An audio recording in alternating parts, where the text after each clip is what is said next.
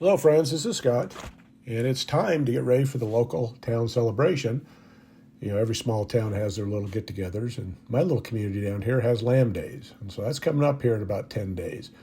So I wanted to get this yard looking good, for Lamb Days. I know this place has been an eyesore for many years. It's been looking better the last couple of years, but I want to do something, though, that people will notice as we have more visitors in town than ever during the year.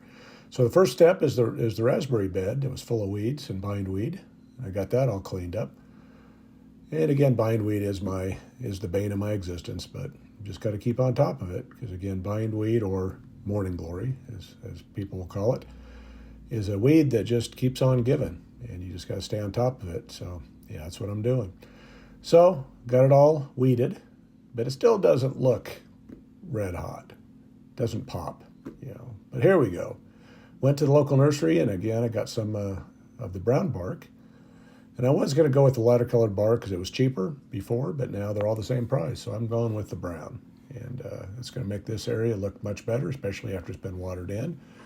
But I got my two best friends, which are my Home Depot buckets and my shovel, and we're going to unload this. I could use the wheelbarrow, but I'm maneuvering around raspberry plants, so it's just easier just to use buckets for me. So there's a look. With the time of day is a little hard to tell what it's going to look like, but it looks pretty good as you see the contrast from what the mulched area to what isn't mulched. And as I make it around the bend, I don't know how much far a 2 cubic yard truckload will go. I'm hoping it'll do the whole thing. Kept on marching. I wanted to cover up all the bark that I put along the big pieces of bark that I put along the fence row. I wanted to get that all covered up so it's not so obvious. And the 2 cubic yards were able to do the whole thing. So I could probably do a little deeper, but yeah, it looks pretty good. Nice and dark and rich. Once I water this in, it'll look, just like black dirt, even though it is bark. So yeah, it looks much better. And Mr. Lincoln's enjoying it also.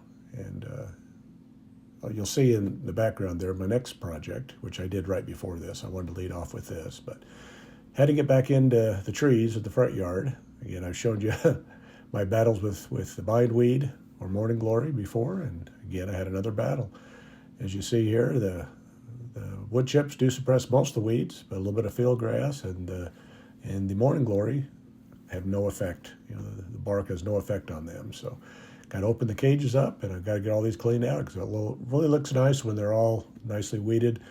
When they're not nicely weeded, it doesn't look good. So there's a lot of work to try to protect trees from deer in the winter by caging, as you got to always open up these cages, and you got to keep going after these weeds. But as you'll see here, it looks like a lot of weeds. Again, when I first did this project this year, I did a wheelbarrow full of weeds for each tree, and it took me like 45 minutes. So although it looks like a lot, this morning glory is a few plants that just spread out, so it's not quite as bad as it looks.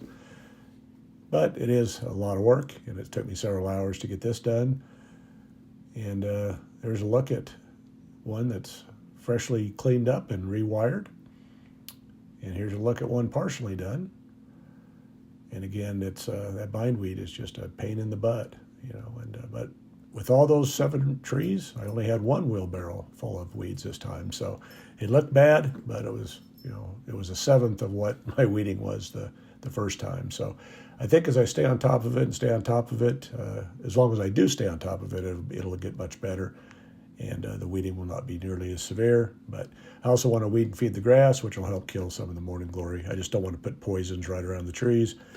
Again, all these trees are healthy and happy and looking good. And so, I put Mr. Lincoln on a leash just so he wouldn't chase the dogs down the street. But he's usually out on the loose and just doing what he needs to do. But also had my one big failure when it comes to trees at the hobby farm. This is the most expensive failure I've had down here, was this maple tree that I planted that lived through the first winter, and then it just mysteriously died right in the middle of the summer. So I don't know what it was. I didn't tear it out because I wanted to see if it would come back at all, but it was deader than a doornail. So not even, usually when a tree dies, part of it will come back, not this one. And looking at the root ball, I think I know the culprit was the pocket gophers. I think the gophers just ate the root ball and just didn't have enough roots to support the top growth. So yeah, it's too bad. But I guess maple trees probably don't do very well down here. I haven't seen any in town that I can remember. But here's the alley elm that I planted at the same time as the maple. and it's doing great. It's getting more water on this side, but the weeds and the grasses are just growing up in the cage. And when the cows see that, they want to bust through those cages and get to that grass. So got to get the deterrent factor out of there and get all these weeds pulled so that the tree will do better, and the cows won't have a reason other than the tree itself to try to bust in there.